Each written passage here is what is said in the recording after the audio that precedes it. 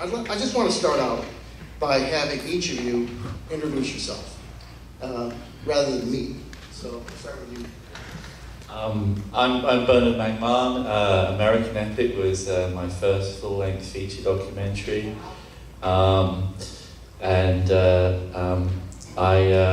based out of Los Angeles. We're in post-production on our next film at the moment. And this is my producer, Allison McGourty, who is really the architect of the film. It was her idea to do it. I was interested in the subject matter, but she was the person that came up with the idea of doing the film and brought me to meet a kind of very prominent British filmmaker in order for him to persuade me that there was a good film here. So it really is a female-led production, and we're kind of all very much in awe of Allison. And we just try to do what she says as efficiently as possible. Okay, now, I just, applause. But I just really wanted now for you to introduce yourself, because apparently you don't really know how to pronounce her last name. And I don't really know how to pronounce her first name, so... My name is Allison McGourty. I'm Scottish, but I've spent most of my life in London, and I now live in Santa Monica, on the edge of Los Angeles. I'm the producer, co-writer with Bernard of the American Epic series. I'm the music supervisor. And prior to making this film with Bernard, I spent some time at the BBC in the documentary division. Before that, I worked at Reuters Television. But the most important thing I've been asked since I got here is how do I pronounce my name, McGourty? Is it McGourty or is it McGourty? So it doesn't matter either way. If you're Scottish, you say it McGourty, but if you're English, you say it or American, you can say McGourty. But I would like to know what the pub's called. How do they call it here? McGourty's. In the south here. McGourty's. McGourty's. Okay, I'll have to go check that out later. Yeah. She's always watching you. That's what I felt when I was here last year and I arrived at that pub. Also, special thanks to Scott and Gail Lane. They're staying with them. They stayed with them in the past, and they've been very, very nice. And I don't think they're here now. Thank you. So I'm just gonna. I don't want to focus on exactly what American Epic was. Most of you've seen it. I'm very interested as a film festival and filmmaker and what we do is talking about the development, how this came about. In major motion pictures, sometimes people spend too much time focusing on the actors and not the writers and the producers and how this thing came together. So what I'm going to start off with, I'm going to walk through a few things and then we're going to open it up. I find it fascinating that for at least a decade, both of you were very interested in this concept of American Epic. And one thing I wanted to ask you is, how did you come up with the name American Epic? I came up with it, and it just arrived one day. I was looking for something that would say what it was in the tin, and that the title encapsulated. And so it's a fundamentally American story. It's about things that only could have happened in America. It's about America's technological innovation, America's musical and ethnic contribution to the kind of the cultural debate of the world. And it's about how America sort of shaped the way that the world communicates in the early 20th century. So America was the beginning, and then the scale of the film involved years of travel across maybe 48 states, researching over 100 stories to whittle down to 9. So it was a kind of an epic journey. And so I figured the impact of what they did then was epic. And the journey within the film was pretty much as big too. So I just find it fascinating that you guys are relatively young people and from another country, but you have such a great knowledge base of early music, blues, and it's just such an appreciation for it. Now, you started working on this thing probably at least 10 years ago as a project. Before you wrote it, you came up with a concept. And can you tell me just a little bit about that Well, one of the, how is this mic working? Can you hear me? Yeah. Good, thank you. I think one of the first inspirations for the project, when the sort of initial light bulb went off that there was a story here, a very important story, was when in 2006 or 7, when 3 of the most important living legends of the Delta Blues happened to be performing in a festival, a blues festival in England.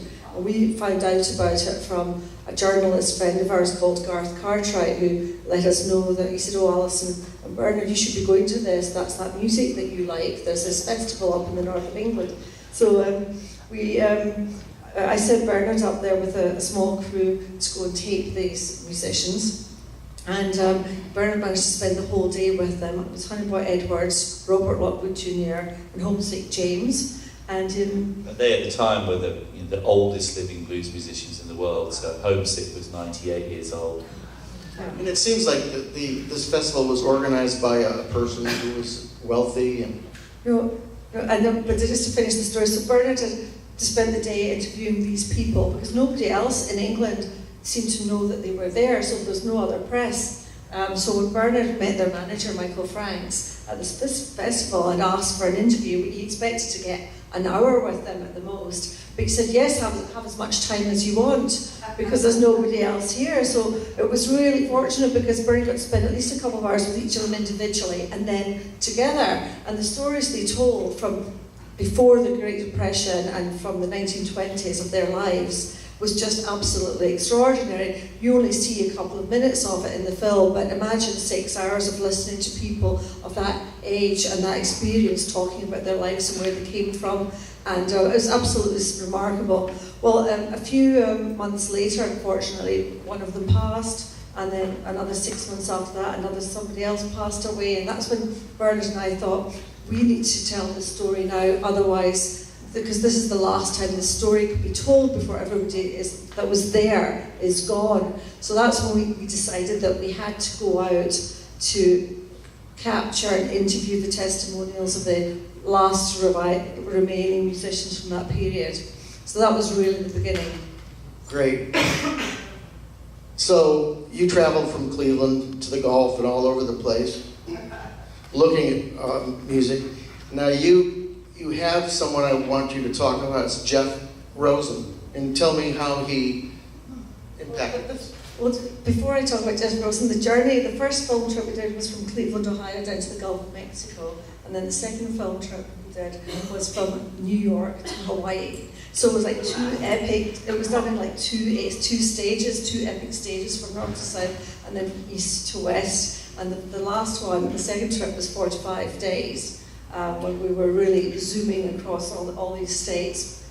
Yeah, I mean, America's, to people coming from our tiny little island, it's like an incredible country, and we had this amazing experience of literally driving from state to state across the whole country, and I don't know if any of you have had the pleasure of doing that in a way where you're really kind of interacting with people, particularly the elderly people. But the 10, 20, 30 miles across the state line, the geography of each state just completely changes, so it's almost unrecognisable from where you've been before. The accents are totally different. Yeah, when you're in Louisiana, it's like you're on another planet. When you get to the Hopi in Arizona, it's like you're in another universe. And so the idea that all this is governed by one person in Washington is kind of mind-boggling, It's such an incredibly different collection of people. And so we coined a term, geographonics, for how the music of America sounds like these amazingly different places it comes from.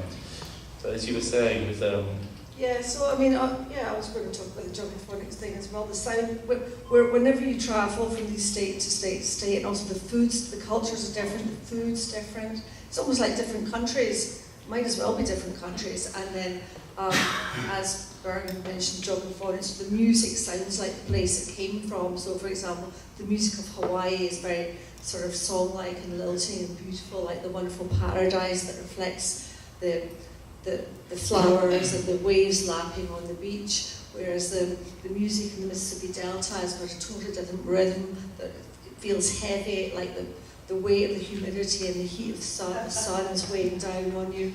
And then the music, for example, in West Virginia, that came out of the minefields of places like Logan County, has a completely different sound again, because there it was really noisy and a harsh environment.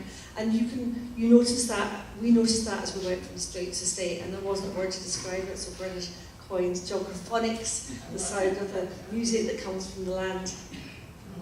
That's amazing. It's amazing to me how you have ears and eyes when you notice these type things. You wanted to know about Jeff, right? Yeah, I think that, so you were doing this research and you have a good friend, Jeff Rosa, and I want to ask you about that and then how that kind of launched you to the next people down the line. Why don't you tell them who he is so you can speak up the names from the stage with the dustpan. I'm surprised, but Jeff Rosen was Bob Dylan's manager, and He still is. He still is. And a very highly regarded person in the music industry. And so you are friends with him, and that activated a conversation or a meeting with him to after many years of Bernard's deep research into these stories and the artists, he uncovered some incredibly important footage and photographs that of influential musicians that had never been seen before. Yet these artists had been covered by Bob Dylan, by Bruce Springsteen, by the Grateful Dead, by pretty much all famous, well-known, influential artists. Yet the original recorded musicians from the 1920s, like Justice, for example, or the Bro Brothers in Louisiana, photographs had not been seen of them before, or footage. So Bernard had uncovered this piece of history that had gone missing. And once we had compiled and decided which stories we were going to tell, we thought, well, how are we going to launch this? Because it's sort of an esoteric subject. This is before Mumford and Sons were big. This is before the Lumineers. So this was not going to be a fashionable topic or commercial one to sell to a broadcaster. So we thought, how do we do that? And we decided that the best place to go is to the most influential person in the music business, who happens to be probably Jeff Rosen, and certainly most highly regarded by everybody. He's a prince of a man.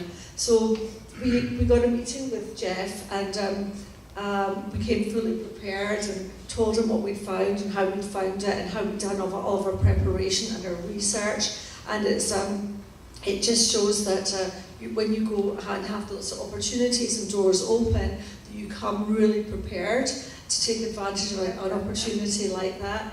And then I think the other message is that it is then wonderful if you can then have a mentor who can help take you to another level. So to filmmakers, I would say that's two of the most important things, being prepared.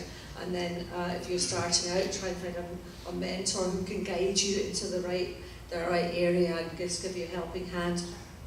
We were talking about how they know that rule of being prepared, but sometimes they have an a big moment where they suddenly are facing some other new surprises. And I think Jeff sent you down to T-Bone Burnett. Yes, well, we'd flown from London to New York to meet Jeff, and then he immediately said, you have to meet T-Bone Burnett, who, as you all know, did the music for the film Oh Brother, Where Art Thou, starring George Clooney, which had been a massive hit.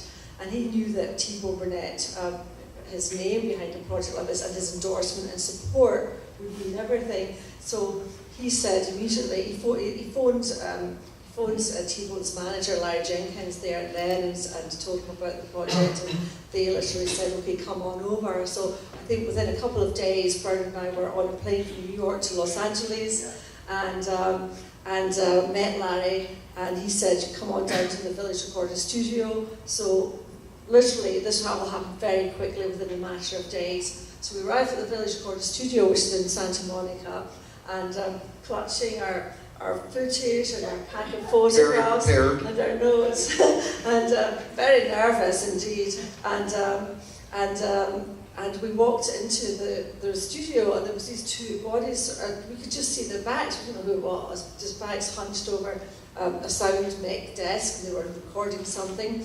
And then both figures spun around, and one was T-Bone Burnett, and the other one was Sir Elton John. And then Elton said, "Oh, I've been hearing about this incredible project. Do you mind if I sit and listen?" So Bernard then had to present to not only T-Bone Burnett, but also Elton John at the same time. So fortunately he was ready, and he took them through the journey that we've done, and the research, deep research, and some of the incredible things that we found. And of course, they're both probably the most knowledgeable people on the planet about music, and so they appreciated how important this was as in terms of music history and the world's culture. So Elton immediately said, anything you want, you need any help, I'll be there. Just let me know. Wrote down his number. I said, call me anytime. And then, I got the next part. I wanted to say your next surprise was where they sent you from there. Yes. So then a couple of days later, we were sitting with T-Bone having breakfast, and he said, "Oh, there's this person in the film industry who has always wanted to make a music film, but never has." And so I was sitting talking to him, and I pitched him a few ideas of about. I can't remember. He threw out a few names of biopics, music biopics about famous musicians like Roy Orbison, Buddy Holly, various things like that. And this person, and then T-Bone thought, yeah, wait, I've got another project that I've just been come on board with. It's called American Epic, and it's about and he told him about American Epic. And Robert Redford said, "Wow, that sounds fantastic. Do you think they would come and meet me?" And so when America first... So then a few days later... He had this office in Santa Monica, and quite understated, but his assistant, many years, Don McHale, who's one that David became a very close friend to us, she'd hung up posters of every movie he'd ever made, heading down the corridor to the meeting room, which was kind of somewhat overwhelming as you're looking at these films, Butch Cassidy, Sundance Kid, All the President's Men, Ordinary People, and on and on. I remember that, yeah. So we arrived there, and there was a room full of people. Bob had his producer, Bill Holderman, and T-Bone came, and his manager came, Mary Jenkins, and Bernard and I. And so we went there, and we took them through the story. And in fact, it didn't change from then, I don't think, until the films came out. And Robert Redford immediately came on board. He said, "I think this is America's greatest untold story." That was the meeting where he actually said that. And then he was about to head off to Vancouver to film, so he said, "You can move in and use my office here in Santa Monica as your base." And so we moved. He departed to Vancouver for filming, and we moved into his office to use his conference room and his desk and his facilities. He said a very something that's become very one of those those comments in your lives. Whatever your field is, there'll be someone, an old man or woman or something that was in that field, and they'll just say something to you and it'll stay with you, and you kind of go back to that little piece of advice. And I think I was having a conversation with him about the amount of subjects that we were researching for this film. As I said, over 100 different musicians and their families we were talking to, knowing that we'd have to whittle this down to 10. And I was kind of talking about grappling with this, and how the whole thing would cohere together. And I just remember he took me to one side and just said, "Don't worry, the story will find you." Another person who was a catalyst for success was Michael Frank. Can you talk a little bit about his relationship with you and how that pushed him forward in relation to the Library of Congress? Yeah, so films, particularly documentary films, they're collaborative. So Allison and I work very closely together creatively. As I said, she generally has the ideas and we carry the coal to the engine to make it move. But she basically, you know, that the films come together because you have a team of people who are talking. It's not like writing a novel. And so hopefully with this, all the editors, these various different people coming together. And so with a documentary, you need to have sometimes literally hundreds of people that you have close relationships with that can provide you with really rare material, and they have the trust to do so. And Michael was one of them. So Michael came about that he was the manager of those old blues musicians, and the guy that I had to talk to set up the interviews with them before there was American Epic. And because that had gone well and we'd struck up a good relationship with him, he, midway through the production, revealed that he'd been contacted by the Library of Congress. And I think Allison mentioned one of those old bluesmen was a guy called Honeyboy Edwards, who I think was like 94, and we interviewed him. And obviously we were looking for footage or photographs of these guys from the 30s, and there was nothing out there for any of them apart from Lockwood.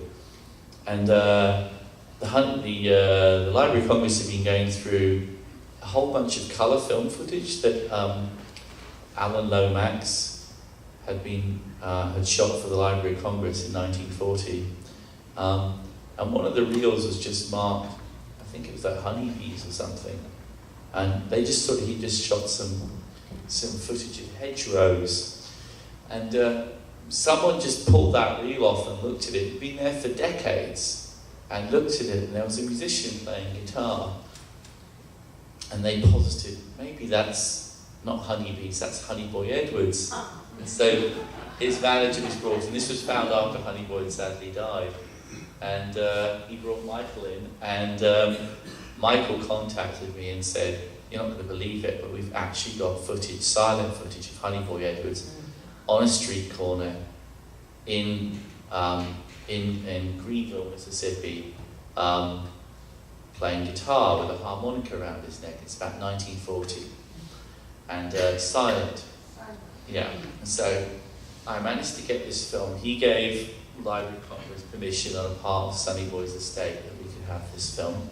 I think that was a provision with Lomax that the subjects of this film would have to grant permission, or their descendants. And we got this film, and we're going, well, what do we do with this silent footage? It's the earliest footage of any Mississippi Delta musician performing. There is nothing even close to that in the era that's been filmed that we know of. And as we were looking through Lomax's itineraries, we discovered that 6 days later he'd recorded Honeyboy recording in a local hall for the Library of Congress. He just set up a very small portable recorder. So we brought a lip reader. I mean, we brought 5 lip readers in until the 5th one could make out one word that he was saying. And yeah, exactly. You need to enunciate better. Yeah. Anyway, yeah. But the 5th person eventually came up with a word or two, and extraordinarily, we went through the 6 songs, 6 or 8, I think, that Honeyboy recorded, and those words were in one of those songs, and we started to sync up the audio.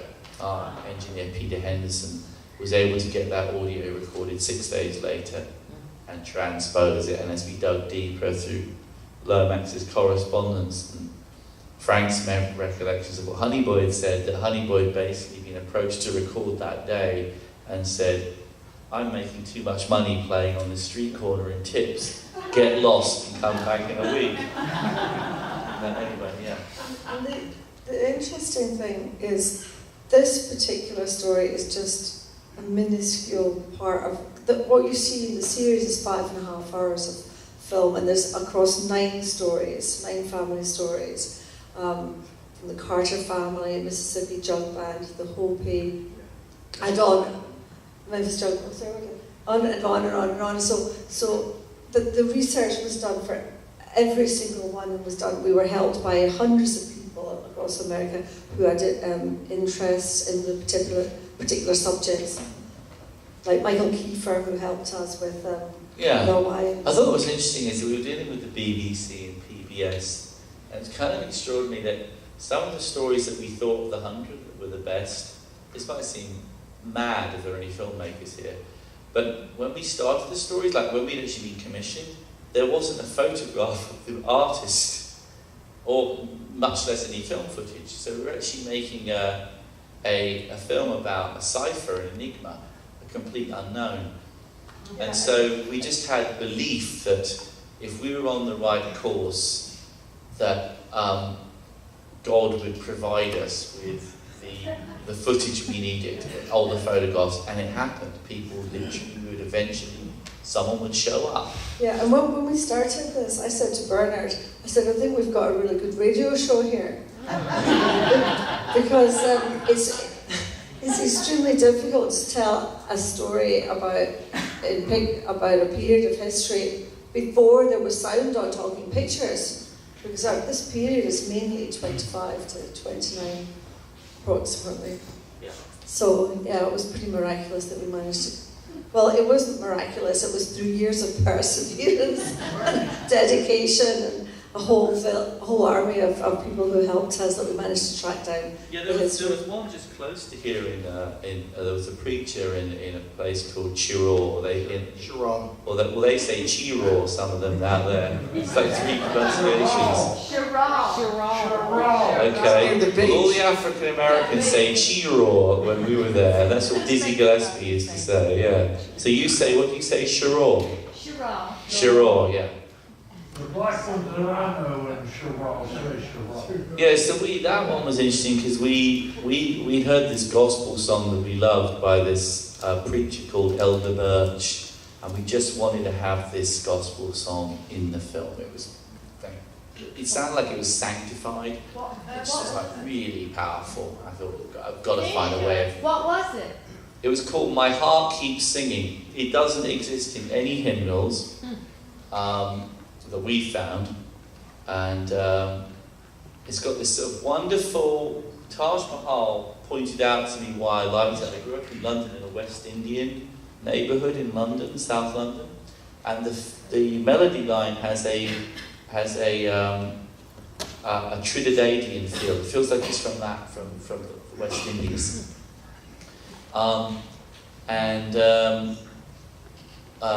We went to Sony. Incidentally, Taj Mahal would later find out when we became friends with him, his mother was from Tryon. Yeah. There's another coincidence, there was one coincidence after another. Yeah. So we went down to the basement of Sony Records, and there was, they keep a lot of the recording sheets, which are when Elvis Presley came in to make a record at RCA. There would be a guy in the engineering room that would be on an old Remington typewriter and be typing up Hound Dog, 5th of January 1956, and just details of who was at the session.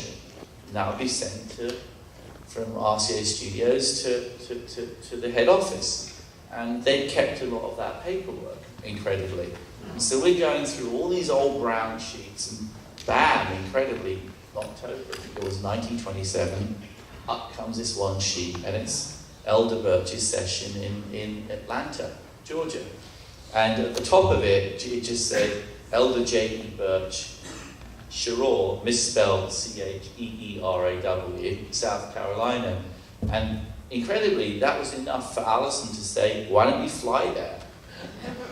I mean, it could have been anything. That could have been a contact address for his manager or something. We got there, and then no one in the town knew who he was until we went across the tracks to the African American side of town and met a really elderly guy. And he goes, That was so beautiful in the film when you laid that out. yeah, and he was like, I mean, I think his jaw dropped that these white people from England had come over, known a guy that he hadn't seen in 70 years, or hadn't even heard talk. Birch left the town in the 40s, and no one at that time knew where he went. So anyway, that came out, and then that was how he introduced me to a school friend of his, who was the one who said, well, you know, who lived next door to Elder Birch's church, which is still standing. The church, the old little wooden church, is still there. Tried to actually bring them up here, but there was a hurricane during, you remember we were talking, we were going to bring some more people. We were, weren't we? Yeah. But the hurricane was around at that time. Yeah. How much time do we have? Does Bo run? 3 minutes. Oh, 3 minutes. All right. One thing and of course, Technical things. these guys are going to be around for a while. Let's talk. Why don't we ask Bernard about his unique style of filmmaking with historic footage, with the overscanning that he does? Because I did. Nobody else does that. Yeah, just one of the things that we were so struck with is the amount of detail leading up to the fact that we're hearing from many sources that this film, we're hearing from many sources that this film is people are saying is one of the best documentaries, best music documentaries of our time. So I think that's wonderful, but it's the attention to detail.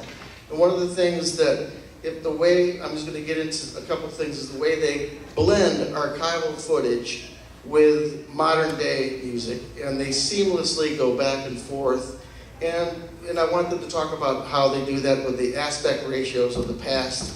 And then the way Bernard moves the camera with dollies and things so that it mimics the human head looking at something. So you'll notice when you're watching this film, the camera moves almost like a person would. So if you could talk about that in closing, and you guys can... Yeah, well, you've done a pretty good job yourself there. Well, yeah, so I mean, most of the time you're trying, you know, when you're making a film, it's a constant learning curve, and you never achieve perfection, but you're trying to. And so you're looking at, us as a team, we're looking at, when we're making it, we're looking at what is the best way we can do this? And if there's anything we've seen lacking in films we've seen before, what do we wish they had done? And so one of the first things that I wanted to was that I love old movies from the 20s and 30s, and I particularly like going to see them at cinemas in LA, where they have the original film prints, and they'll bring out the old prints that are on nitrate and show them. And if you see those movies, if you're ever lucky enough to see somewhere they're screening this, it is the difference between eating filet mignon and a leftover McDonald's that was in the bin for the last 2 weeks. I mean, it's night and day. It sears on your retina, those original prints, you know, how they look and the colour of them.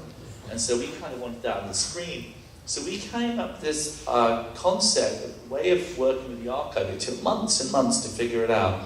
And we called it epic scans. And what it is that when you see an old film, they are in what's called a 3:4 aspect ratio, which is basically essentially it's a square image. So if you went to see a film from 1932, it would be 4 across and 3 high. That's the ratio. So it's essentially like loosely a square. Modern films are 16:9, so it's very, very wide, and correspondingly not as tall. And so the issue you got if you're making a modern documentary film that is referring to old footage, even footage from the 80s that was on TV, that's in that 3:4 aspect ratio. The screen's constantly expanding and retracting. And so what a lot of filmmakers do is they punch into the image, the old image, and they literally crop off the top of that square image so it becomes like a letterbox. And you can imagine what happens when you do that is you fundamentally change the composition of what that photographer shot in 1980 or 1927. You're losing like at least a third of the picture. And it may not even be representational of what the event was. The other thing they do is occasionally they'll do it where they show it and they'll just have these big black bars, they're called pillar boxes at one side. And over the course of like a 5-hour series of documentaries, to me that gets very wearisome. Either looking at material that's been punched in is very blurry. And so what we did is we scanned the films the old nitrate film, we'd scan it so that we had the entire piece of film, including the sprockets at the side. And then we would scan the leader, which is the black piece of film at the beginning, which has all the constituents of that original piece of film, but with no image on it. And then we would drop that footage at the side of the frame of the old footage. So you've got the old footage in its full square, and at the side isn't black, it's actually the grain of that actual piece of nitrate film from 27. So the screen is always full, and you're always seeing legitimate nitrate from 1927, and you're seeing everything and more of what they shot at that time. I've heard that's been called MacMahon scans now. You've read that? Well, I've not gone online yet. Yeah, okay. Yeah. MacMahon scans. Yeah, and so that was that, and then the dolly is just simply a method of like when you're shooting, when we were shooting American Epic sessions with the performances, they just wanted to have the camera move as you would in the room when you were looking at someone. And if you're standing and I was talking to any of you, I would not be rigidly standing in one point the whole point. I'd probably be stepping a little to the left and the right, and I would have some perspective of you slightly from the left, slightly from the right, and centre on. And so the camera in all the interviews is gently moving in what I'd call a polite social manner that you might have with somebody.